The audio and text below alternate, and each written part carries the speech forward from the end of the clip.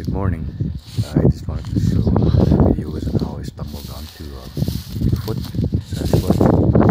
Was this with well, first that field on both noise, sides, but it goes quite a ways bush, before you get through the bush to the field. Then we saw the footprints. So you got 100 And yards from of there bush on I each was side or interested more. after I saw the footprints, and then I experienced stick throwing and some rock throwing. You could hear that. They hit the ground and come rolling towards you, a rock, and then a stick come flying out.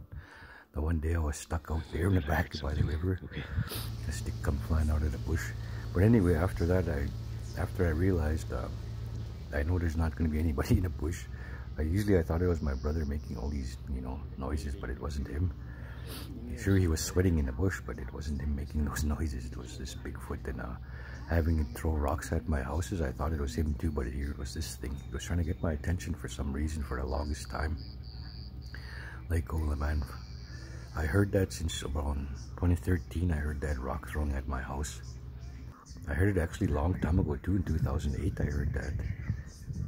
I didn't know who it was. I thought it was somebody playing tricks, and I'd go outside and look around and I'd start swearing. But there's some videos here anyway where you can clearly see what Bigfoot, what he's doing, most of the time he's just sitting there looking. This thing likes to lounge around and eat, That's how come he's so big. And I wouldn't get too close to these things if you ever experienced them. I wouldn't get too close to them because they're like a savage. They're not gonna be gentle, that's for sure. And they'll have no manners, that's for sure. So it's like a wild animal, a wild man. So he's not gonna know what you want from him or what you want from him, or he wants from you. He's not gonna know. If you try to touch him, he's gonna be rough with you. I imagine he would be. How big they are, they'll hurt you, and they're not even gonna know they're hurting you. So I wouldn't get too close to these things. If anybody had tried to touch them, I wouldn't touch them, because they're strong. They're obviously very strong. If they can rip a big tree out of the ground by hand, then they'll rip your head off. Just be careful if you ever try to encounter these things. Don't get too close to them, and don't feed them anything. You don't give them any food. They'll keep bugging you if you do. I don't know, it wasn't me that was feeding them. I think it was my mom. That's why they were throwing rocks at my house. They wanted somebody to feed them something good.